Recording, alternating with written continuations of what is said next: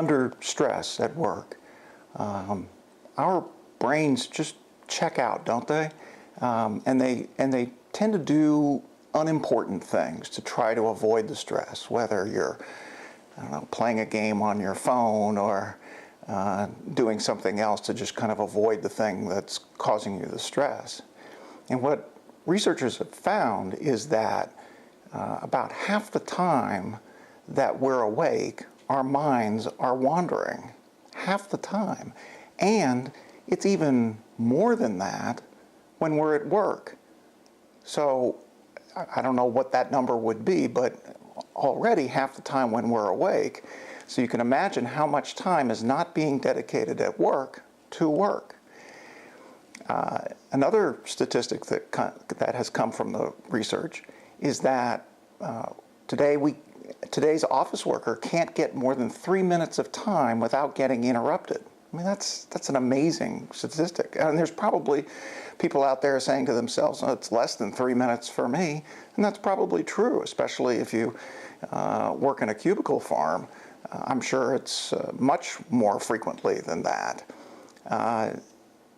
Another statistic is that the average American spends at least 8.5 hours a day in front of a screen, just like you're doing right now.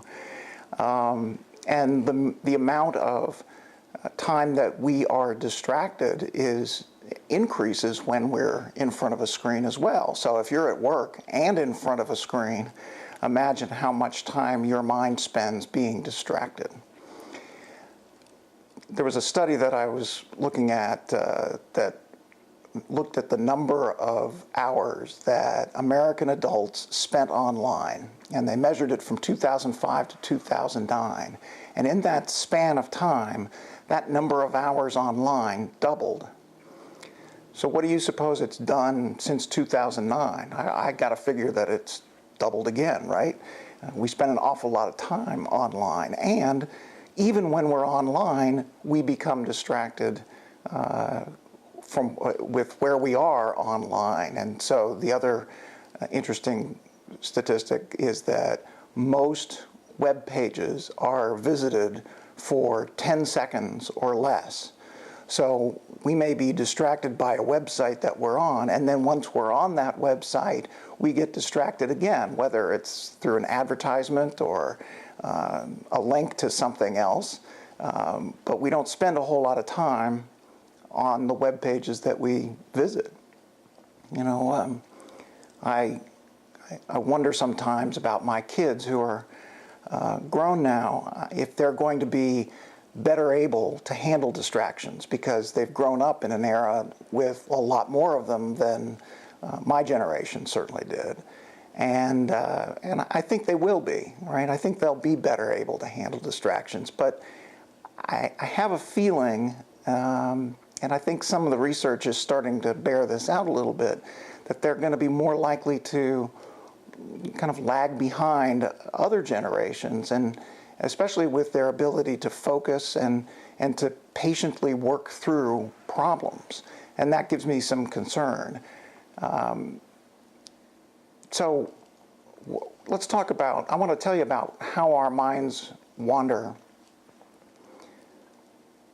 You know, our minds tend to wander to either something from the past. For example, you could be at work and all of a sudden your mind wanders to having a disagreement with your spouse before you left for work, or to something that might happen in the future. And I'm a future thinker. I tend to spend most of my time, when my mind wanders, it goes to something in the future. Like, you know, I've got a meeting that I've got to go to this afternoon. I hope that I'm well prepared for that. And it's interesting, you know, it's a good exercise to pay attention to, you know, when you find yourself distracted by something. Are you thinking about something that's happened in the past, or something that may happen in the future? According to some of the neurological research that's been done, people are less happy when their minds wander, no matter what they're doing. Even if they're doing something that's not enjoyable, like working on a boring project at work. Our mind, you would think that when you're allowed to daydream or your mind starts to wonder that we might be happier, but that's not the case. And then the researchers thought, well, maybe if, let's tease out a cohort of folks that have a higher than average income and see when their minds wander, are they happier? And let's do the same thing with people who are in relationships, in good relationships. And the same thing held true. It didn't matter what your income was, so money can't buy happiness, truly. And the research backs that up, that when your mind wanders, it doesn't matter whether you're rich or a great relationship, your mind wanders, and it usually wanders to something that's less enjoyable. So they also looked at, does mind wandering cause unhappiness or the other way around? And what they found indeed was that mind wandering did cause unhappiness, because when our minds wander, we usually think of things that aren't pleasant. A lot of it is worrying, for example, worrying about something that happened before you came to work, or that happened last night, or something that may happen when you get home, or something that, a meeting that you've got with your boss tomorrow, or whatever the case may be. This mind wandering causes unhappiness, yet another reason to try to reduce the amount of time that our minds do wander. And even when our minds wander to something pleasant, so, that wonderful daydream of, laying on the beach in the Caribbean somewhere. And I've even seen, people who will put pictures all over their workspace of happy times at the beach, and almost like an invitation to daydream about the time that could be spent there. But even when our minds wander to something like that, we're just not as happy as when our minds don't wander at all.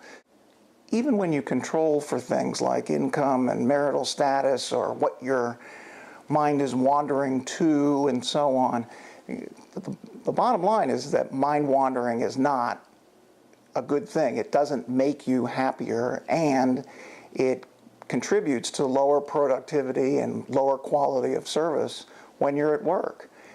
Think about it. If you went to your boss and said, I was watching this video from this guy at Mindful Solutions, and he said that our minds wander half the time, so we're not being productive half the time while we're at work. So you need to kind of build that into how much work you give me to do. So we probably need to cut that in half, just so that, I don't think he or she would go for that, right? I mean, that's not going to happen. So we've got to figure out a way to cut down on the amount of mind wandering that takes place.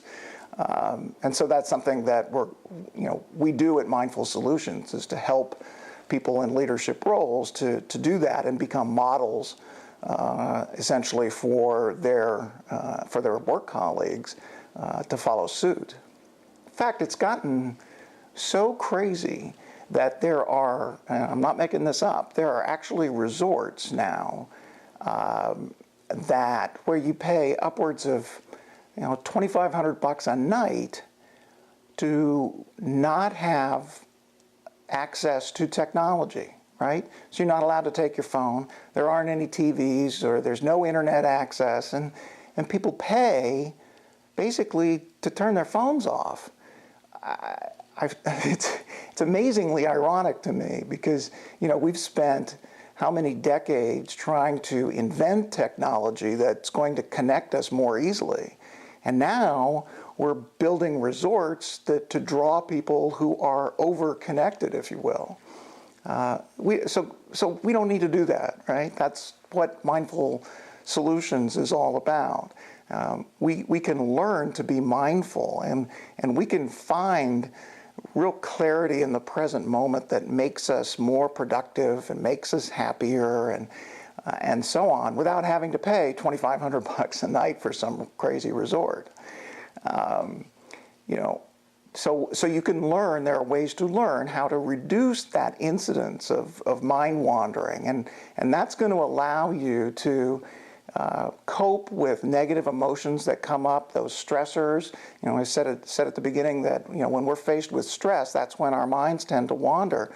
So what we do at Mindful Solutions is to help you deal more effectively with those negative emotions, those stressors, and get more enjoyment out of the positive emotions that you experience during the day. And so if you end up being able to practice some of these mindful leadership skills during the course of your day, it actually is going to cut down on the amount of wasted time that you have. You become more productive, you get more done in the course of a work day because your mind's not wandering as much.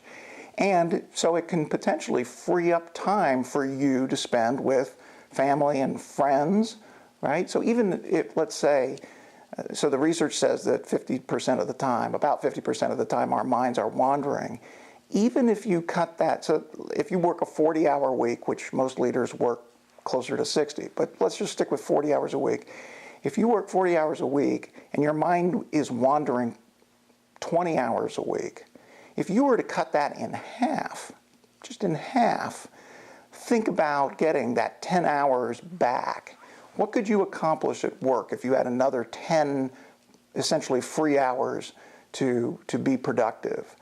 You'd probably be better able to leave work on time. You'd probably be better able to not work on weekends, to not feel like you've got to check your phone while you're at home, spending time with loved ones. There are an awful lot of positives to this that are pretty clear. And in addition to that, I would say because of that, it also helps to ward off things like depression, anxiety, right? You're not anxious about, really, I'm spending time with friends in the backyard having a barbecue, but I really need to be working on that project that I didn't get done on Friday and it's due on Monday. You know, those kinds of things. Mindfulness also helps make us healthier. It's been shown that people who practice mindful leadership skills, it improves their immune system, and so they don't tend to get as sick as often. Stress reduces the strength of our immune system, so obviously the opposite is true. And the other thing is that if you get some of that time back in your life, usually the first thing to fall off a leader's plate when they're trying to get things done is the creative part of their job, the part of the work that allows our visions to be realized, right? So, or to come up with the next great thing that we're going to do with our teams or with our organizations. We become kind of these task robots, and that's not how we want to spend all of our time. We've got to be able to have that vision of what we want to be when we grow up as an organization and move towards that. So being able to reduce the amount of mind wandering that takes place gets us closer to that goal. So in the workshops and webinars that we provide at Mindful Solutions, we give lots of tips about how to reduce some of the distractions. And without giving away the farm, I wanted to share just a couple of these with you. I think that they can get you started on that path anyway. The first one is really quite simple, but a lot of times the simple ones are easily overlooked. When you have meetings at your office, they're usually scheduled for an hour or even 2 hours, but let's stick with an hour for the sake of this discussion. What I would recommend doing is to make those meetings 50 minutes long, and here's why. If everybody in the room knows that the last 10 minutes of the hour are not going to be spent in the meeting wondering if it's going to end on time, wondering if they're going to be able to get to the next obligation they have, which may be another meeting, right? People are more likely to pay attention during the meeting if they're not stressed about are they going to get out on time. Another thing people do, in addition to making meetings 50 minutes long, is they actually have baskets inside the door of the conference room where people are required to put their phones, so that they're not constantly checking for messages or texts or getting calls that aren't important and so on. Now, clearly with both of these things, you've got to account for emergencies, and you can do that in the context of your own organization, how you want to figure out, if somebody's got a spouse at home that's 9 months pregnant, you don't want them not to be able to get hold of you. But to create a culture where emergencies are clearly delineated and accounted for with these kinds of steps, but the rest of the time you stick to, let's get to meetings on time, we're going to end them after 50 minutes, and we're not going to pay attention to our phones because they're just a distraction. I like the phone basket idea, by the way. I think that's really good. Another one is when you're in front of your computer and you're working on a project, turn your email off while you're working on it. Just turn it off. And in addition to that, let people know that you're only going to check email during specific periods of time. And you can tell them when that is. Let's say I'm going to be doing email from 8 to 8:30, 11:30 to noon, and 4 to 4:30, or whatever you want to set up for yourself. And so they know they don't need to be sitting around waiting for you to respond to their email, because that's just not going to happen except during those times. And if you can show that kind of behavior, then they will follow suit as well. It also helps with that feeling, especially when you're away from the office, that if somebody sends you an email that you need to respond right away, that they're waiting for that. But you've got to create that culture within your organization that email does not trump all, texting does not trump all. That it's important to set that example. Another idea along those same lines is it's always been the thing to say, especially when you're new in a leadership role, to tell all your employees, listen, whatever you want to talk about, my door is always open. And it may be blasphemy to say this, but I would tell you, stop doing that.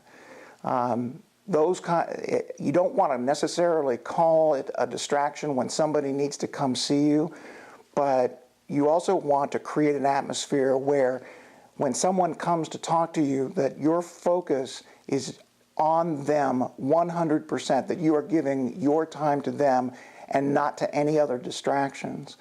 And the chances are, if somebody just pops in while you're in the middle of something, your mind is going to be wandering back to what you were working on before they came in. So set aside time on your calendar for people to come and see you, or for you to go see them. Make sure that's an important part of your day, and let people know that's why you're doing it, right? It's not because I don't want to talk to you, but I'm going to be able to pay better attention to what you want to see me about if we can do it at certain times of the day, almost kind of like an office hours kind of thing. I would also encourage you, as well as sharing this with your folks too, to enforce taking breaks. And so if you're somebody like me, I live and die over a calendar and calendar reminders.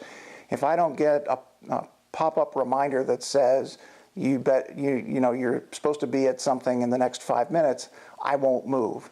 And so even with taking breaks and walking around and even doing something healthy, going out for a walk, having a healthy snack, doing whatever, if you're somebody that needs a reminder, set a reminder. But make sure you take those breaks. In another video I talk about, we have this finite supply of energy that needs to be built up every once in a while. And so if we don't feed that reservoir from time to time, we're more likely to burn out. And one of the ways to do that is to make yourself take those breaks, to get up and get away from the work, even if it's just for a few minutes, and walk around and do something other than what you were doing. But again, it's an opportunity for you to lead by example. Most leaders get twitchy when they see people getting up and going for a walk.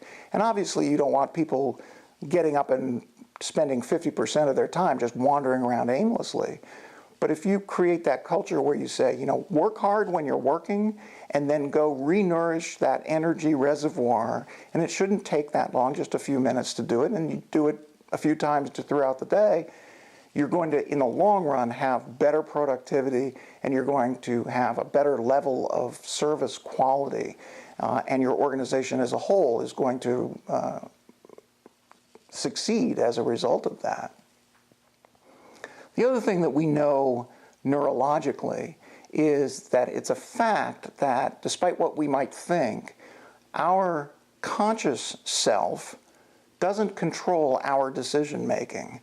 You know, we don't know that much about the brain. I've seen some statistics that say we really only understand about 5% of what the brain does. And we understand a lot about what the brain does, but it's only a very small percentage of the total workings of the brain. But we do know that it's a fact that the unconscious parts of our brains are used to make decisions. And we also know that mindful leadership skills help to improve those unconscious parts of the brain. So we want to, by practicing mindful leadership skills, we improve our decision making. And so I encourage you to check out the kind of solutions that we have at Mindful Solutions. One of the things, speaking of distractions, one of the things that we've got a workshop and webinar about is called Calming Our Monkey Minds, which is, I think, a wonderfully descriptive term for what goes on with our brains during our waking hours. Well, probably during a lot of our sleeping hours too. You know, our minds, if you ever sit and just pay attention to what you're thinking about in any given moment, your mind probably races all over the place. And one of the things that this workshop does is to teach you techniques to kind of calm that monkey mind down, because that's the default in our brains, is for our brains to be very busy. But it's also busy that monkey mind is swinging from branch to branch, and those branches are different distractions. So we can teach you how to calm that monkey down a little bit so that you can be more productive. Some other things that we work on at Mindful Solutions is to teach folks how not to worry as much. Going back to that part about we tend to think about, when we're distracted, we tend to think about things that have happened in the past or things that may happen in the future, and we tend to worry about those things, right? I'm worried about my daughter who is home sick today. I hope she's okay. I'm worried about getting home before dark to get the grass cut because I'm going to be gone for the weekend. Those kinds of things. So we help with that piece of the worrying piece, if you will. We teach ways to be fully present, because mindfulness really is about being fully present in the moment, right? Not being distracted by things that occurred in the past or what might happen in the future, but how to remind yourself to be fully present in the now, and we'll teach folks how to do that. We'll also help you structure your day to help you manage distractions, some real kind of business ways to not only help manage those distractions, but also to leave room for creativity, like I was talking about before. And another part of that is, sadly, it's almost become kind of a slogan for human resources about finding work-life balance. And people talk in organizations about work-life balance as they're dumping more work on you to do and shortening the deadlines. That's part of the new reality, right, in this economic culture where we're needing to do more things with fewer resources in order to stay competitive.